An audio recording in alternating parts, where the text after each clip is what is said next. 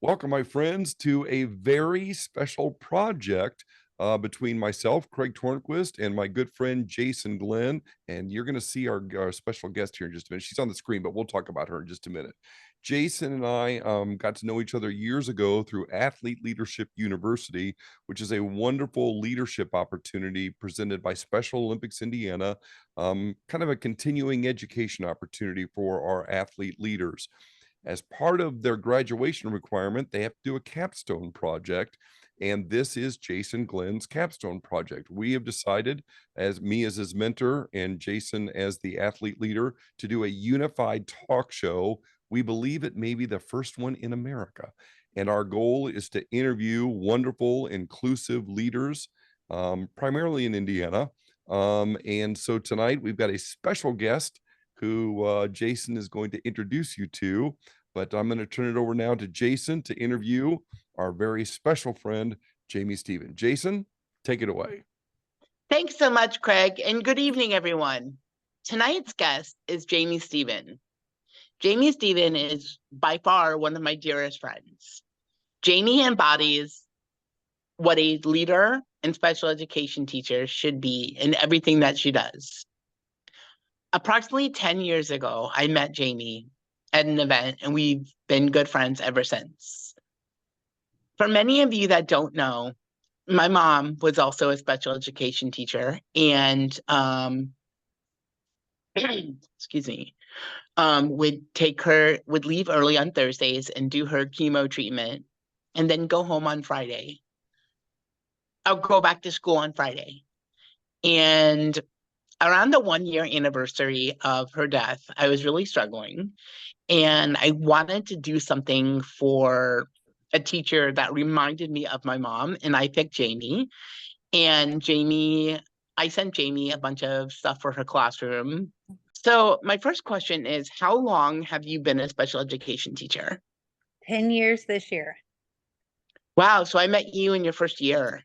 You did. That's so crazy. You've come a long way, my friend. I have. My second question is, when did you know you wanted to be a special education teacher, and why? I was in elementary school and I was struggling a lot. I was in second grade and I was diagnosed with my first disability, which was dyslexia. And in a sea of being lost and confused and not knowing which way was up, my special education teacher, Miss Feinberg, was the light, and she helped guide me.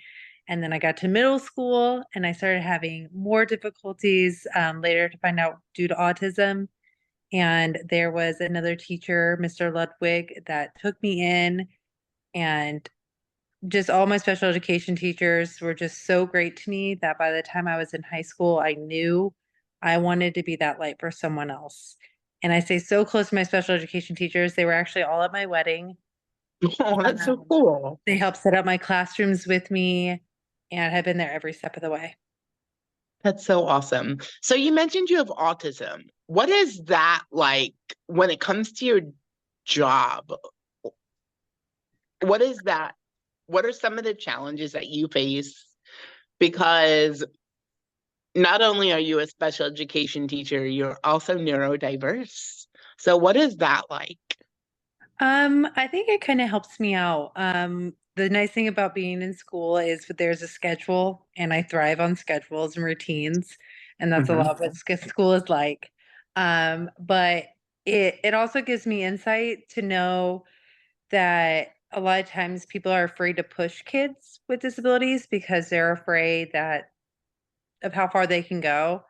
Where I grew up with special education teachers that pushed me so hard that I got to be a teacher myself, and I got to have a family, and none of that would have been possible without my teachers and my parents. So now I'm just paying that forward to other kids, and I think the autism helps me because I know that there could be struggles, but I can also sit there and still push and not let the disability be a breaking point for kids. Right. So on your shirt, it says coach. Tell me a little bit about being a coach. So I have been a coach for about 20 years now. I started coaching when I was in middle school. for Mhm. Special Olympics. I started off going and running with everyone, the talk of being an athlete, but the idea of competing was scary. So I helped coach.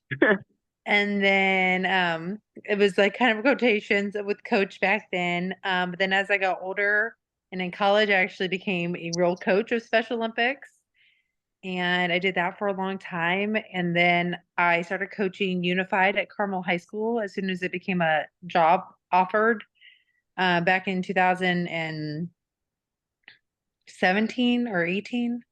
And I continued with Special Olympics. I would not be here as far as I am today without Mike Cash. He is my best friend, and he has brought me out of some of the hardest times by making sure I still felt connected to Special Olympics and always including me in everything and making sure I had a part. And um, being a special education teacher is great, but being a coach is where my heart is. I love being able to get to know individuals on a different level just outside the classroom and showing how they can all be the same, even though, because like at school, a lot of times the differences show a lot, but on the track and on the field, we all get to be the same. So you were also the coach of the year for Unified Sports. Tell us I about that was. experience. So last year, my football team went and won state for Unified Flag Football. And while I was at the game, I was awarded Coach of the Year, which was extremely surprising and exciting. It's actually called Educator of the Year through sports, but same thing, an educator that coaches, that leads, and that was amazing. Fantastic. Well, congratulations. Thank you. And what is your favorite part of your job? If you had to pick one thing, what would it be and why? The connections I make with families, because in the field that I'm in, a lot of times you will not hear from a student, telling you made a big impact in their lives, but their families that reach out and the connections you make with families. Um, by far, the coolest part though is as a coach, all the kids I had in elementary school, I now get to see in high school. And I get to see how much they've grown and continue to be a part of that family's lives and then help get them connected to Special Olympics. And they get to see them after high school with Special Olympics. And the fact that the journey never ends, that these families that I meet in elementary become part of my family and I get to spend the rest of my lives with them. So when I say the word inclusion, what does that mean to you? Inclusion to me means not just being in the same room, but being actually included in what is happening. Anybody can be in the same room with you, but being involved and actually interacting together is a big difference. Being a part of something is being Mhm. inclusive, not just being in the room. So Eunice Kennedy Shriver obviously started Special Olympics. Mhm. What do you think she'd be like if she was here today? What do you think that she would think of the amazing work that we're doing? I think she would love it. I think it would be one of those things that, back when she got Special Olympics started, she could not have imagined how many lives that she would have impacted, or that she is impacting still today. That it's grown so much that it's now in schools, it's in other countries. There's kids that go to worlds. I have a previous student of mine, Sky Simpson, that just went to Iceland and competed in powerlifting. Wow, And all these that's things awesome. became possible because she had a dream. And I don't think even she knew how big her dream would end up being. But Yeah, it's I amazing would the like impact to it. I would like to think that she'd be very proud of what we're doing, Hmm. but I think that she would also expect more. And that Oh, the journey is not absolutely. Don't over. stop now. Keep going. Yes, absolutely. Where do you see unified sports in 5 years? In 5 years, I expect not just think, I expect it to have a not just football and track. We will have a winter sport. I Mhm. wanted to double in size of schools. We're going to be competing with other varsity sports, hopefully, and almost as many schools, if not just as many schools as other varsity sports. And I hope to see the involvement with the community to be just as big. Like, if we're tailgating for Friday night football, we're tailgating for a Tuesday night unified flag Right. football game. I want the same level of enthusiasm for both. Absolutely. What do you do for fun? I have two small toddlers, so that is my Aw. life. Just and they come to almost all the unified stuff with me. They are the team loves them. They love the team. I'm raising the next generation to play in unified, and I love that. But yeah, outside of work and unified and Special Olympics, it's just my family, my kids, and my husband. That's so awesome. A lot of people think that inclusion is hard. What would you say to somebody who thinks that it's not possible to be inclusive, or to somebody who say, well, it's too expensive or it takes too much time? I think it's more difficult to not be inclusive. It's just so much easier to just involve everyone. And it's probably because I have a disability myself that it's easier for me to see ways to include everyone as just part of it. But I can see how somebody that has not gone through it in their lives or been around people with disabilities in their lives to be able to wrap their mind around it. I know at recess for a lot of my students, I'm constantly trying to to help the kids in general education how they can interact with my students. And they don't mean any harm by it, but they just, they'll come up and be like, well, how do I talk to them? Or, what can I do with them? And they Mhm. want to know they're genuine and they're pure and they just want to know. So just teaching them how to include at a young age, I think that can really help in the future because then we're growing adults that it's not difficult for because it's just second nature to them. Right. By the way, you mentioned Mike Hash. By the way, we love Mike Hash as Yeah. well, and he is going to be a future guest on our show. Yes. Love him. So we are excited. We're super, super, super excited. Jamie, so my next question is about jobs. In Indiana, people with intellectual disabilities like myself, excluding places like Goodwill and workshops, which are fine for some people, the percentage of people that work is 20%. What do you contribute to that? Um, to the problem of finding meaningful jobs that make it so that individuals with disabilities feel like they're contributing, I think part of it is also finding individual strengths. And I know that Carmel Clay Schools, for one, is trying to take a turn in how they are going about education after 18. They're really trying to use those next 4 years to focus in on different jobs and different revenues so that the students can thrive the most. Instead of waiting to 22 and then just, hey, go figure it out. It's like, let's figure it out in 4 years. That way we can get you more meaningful job than just Goodwill. Not that Goodwill's a bad job, but it's other than just sending everyone to Goodwill every time or as Right. a greeter, finding something that meets where they are level wise. I Um, know, like, for me, I'm a cashier at a grocery store, and a lot of the people I work with are neurodiverse. And about once a day, there's a customer that'll ask me a question when they really should be asking the person that's helping me bag. So instead of answering it for them, I was like, well, you can ask him. And that's like a lot of people don't understand, like, we are people and we have voices.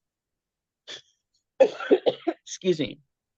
I think a lot of leaders have said this, and I never likes this is when they say, I'm the voice. No, they're not, because everybody has a voice. You may not be able to express it vocally, but you can through a hug or a smile or a handshake or just being a laugh. A voice, who's to say that a voice isn't a voice. Mm-hmm. Jason, can I compliment both of you? Sure. So Of this course. was an experiment. Jason and I, we came up with a plan, talked about it in depth. We talked about who the guest should be. He came up with the questions. Jamie, we had no idea how this first episode was going to be. Yes, And I thank you sat for back. being so good to us. Your conversation was better than any conversation I've heard on any television show or podcast in the last year. You two are delightful, and I'm just proud to be connected with both of you. And I now have an idea of what this thing is going to be. And if it's like this, you two are great. This is going to be awesome. We love it. Yeah. Well, Jamie and I are also good friends, and I think that makes a difference too. It does. Yeah. Can I add one more thing, Jason? Yeah. As Of you course. guys go on this adventure, I want to say that I cannot tell you how much I appreciate you guys choosing me first. But I would not be here today without a couple people, and I'd be remiss if I did not mention, but without Bobby Cox, Lee Lonzo, Wolfie, and Mike Cash, those four individuals have changed my life in the most positive way possible. And without them, not Unified wouldn't be here. I wouldn't be here. And so many lives would not be the way they are without those four men. So, Jamie, can you tell us about some events that are coming up soon that you might need some volunteers for? Oh, well, we got the Polar Plunge coming around the corner. That will be in February. Yes. Yep. Late of February, early course. March. Late February. And then also the state bowling is right around the corner for Unified. Yeah, I'm going to be there as a volunteer all Yes. weekend. I'll be there keeping score. And Which venue? Oh, well, don't say it on the air. I won't know because I get told the day of. Okay. Yeah, I was Wherever like, wait, I'm don't there. give that information. I don't even know yet. Yeah. So yeah, it's there's always look at your county and get involved. Special Olympics. There's not a whole lot of ways to get extra involved with Unified because it is mostly driven by the Indiana High School Athletic Association. But just get out and support. Look at your local high schools, see who's having a game, and go watch it. Go support them that way. And by the way, if anybody would like more information on Special Olympics, go to www.soindiana. That's SOIndiana.org. And I believe they can even hit /Unified Sports and find out what's going on with Unified Sports and how to get involved. Jamie. Great job. Yeah, I was just say, Jason, I think we should wrap this up, but you've done a phenomenal job. You have a final thought you want to share with our viewers? Yes, thank you for watching our show. I hope you guys liked it, and we will see you on episode 2 in about a month. Thank you guys. Bye. Thank you, Jamie. Jamie. All right. We love you.